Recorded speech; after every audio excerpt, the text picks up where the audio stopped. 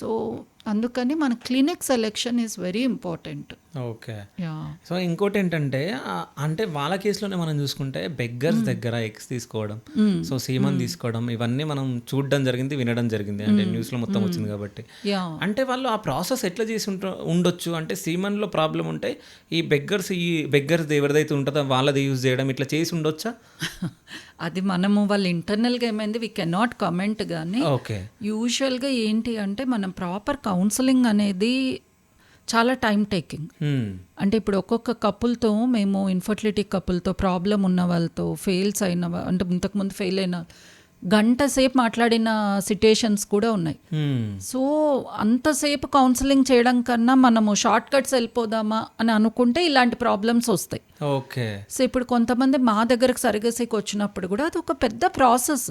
Okay. మన government దగ్గర 2 level of permissions రావాలి.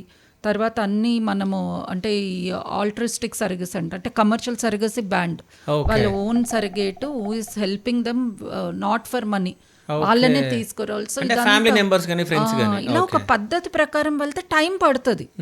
కానీ చాలా మంది అట్లా పద్ధతి ప్రకారం వెళ్ళడం ఎందుకు, ఈజీ షార్ట్ కట్స్ చూసుకుంటాం కదా అని వెళ్ళినప్పుడే ఈ ప్రాబ్లమ్స్ వస్తాయి. సో మా దగ్గర కూడా కొంచెం స్పీడప్ చేయండి అట్లాంటివి ఏమి ఉండవు.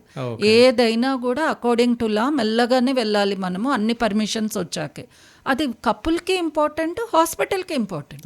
చాలా మంది అది వాళ్ళ గురించి అనుకోరు, ఏదో హాస్పిటల్ గురించి అనుకుంటారు రూల్స్ అండ్ రెగ్యులేషన్స్. కానీ ఇప్పుడు అయిన దాంట్లో ఇప్పుడు కపుల్ కూడా దే ఆర్ ఆల్సో సఫరింగ్ కదా. కరెక్ట్ మనం పద్ధతి ప్రకారం అన్ని చూసుకొని వెళ్తే ఇలా అయ్యే అవకాశాలు ఉండవు.